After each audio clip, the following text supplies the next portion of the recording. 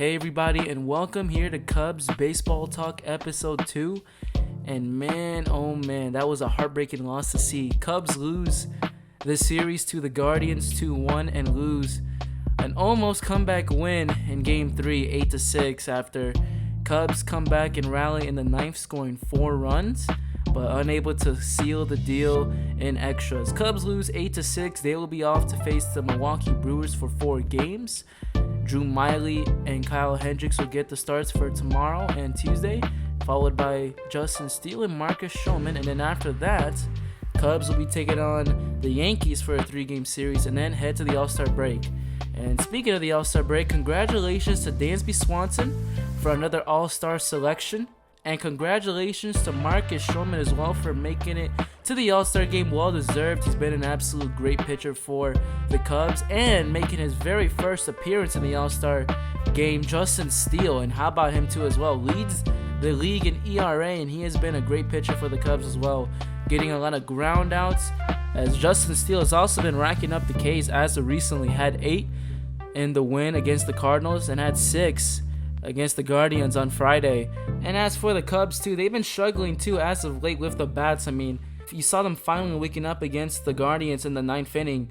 As Jared Young, he's been a great player to watch. He's been raking, hitting base hits, getting triples, and hitting home runs. Well, only one, but he's been doing good. Jared Young has been balling out for the Cubs. Nico Hoerner stays hitting great as well. Cody Bellinger finding his swing again, which has been really great to see after the injury. So Cody, Nico Hoerner, Jared Young, they've been hitting great. And Nick Madrigal, too, as well, has been hitting great. Had a home run, his first finally of the season, and as a Cub against the Guardians on Friday.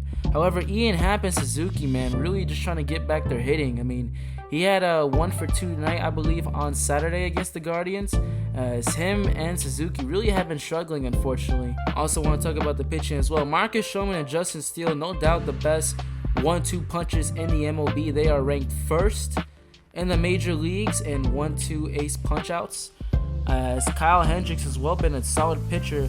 After Hendricks' first appearance from the injury, he has been phenomenal for the Cubs. He's been going deep into games, getting groundouts and getting strikeouts as well for the Cubs. Drew Smyly was due to have a bad one against the Guardians, still a solid pitcher.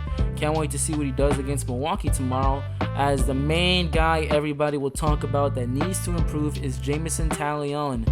He has been the lone wolf struggling for the Cubs.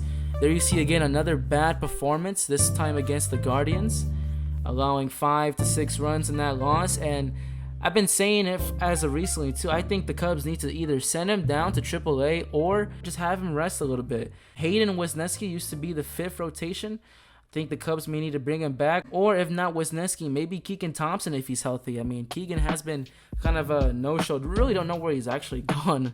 But Jameson Taillon needs to have a rest from pitching, man, because his last few appearances and his performance the entire season has been atrocious. No offense to him, but he has not been good at all. Trade deadline still approaching. Cubs will need to get a bat if they're still buyers. Don't think they're going to obviously trade for Shohei Ohtani. Angels will not going to let him go.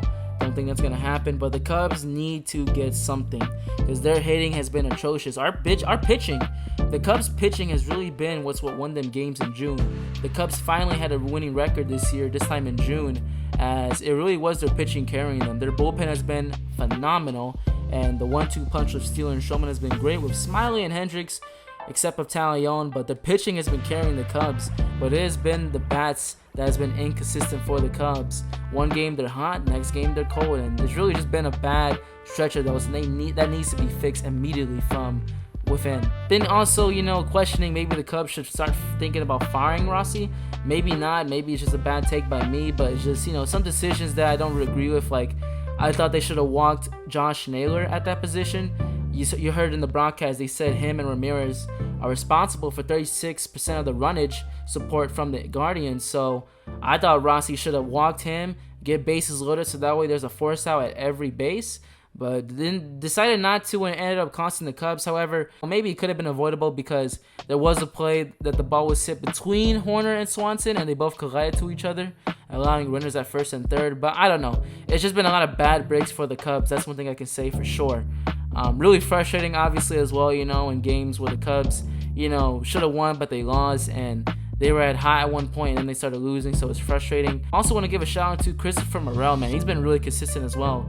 He had a really bad game yesterday against the Guardians, 4 strikeouts, and then bounced back with a big one today.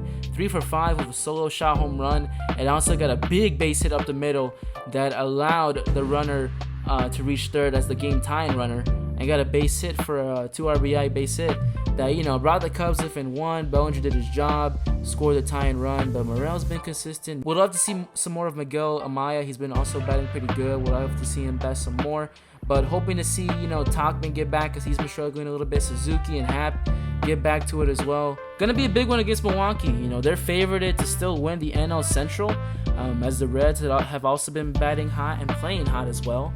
And to finally wrap it up as we check the standings, Cubs 6 games behind first place. Milwaukee and Cincy tied for that spot, half a game behind Pittsburgh in third, but it is possible. Season's not over. First half of the season technically over. Cubs have officially played 82 games on the season, so 82 more left to go, obviously. As like I said before, hopefully the Cubs can beat Milwaukee and New York in those series, or even better, sweep them. And we'll see how that goes. But thank you all for tuning in to episode 2 of Cubs Baseball Talk, signing off here in Chicago.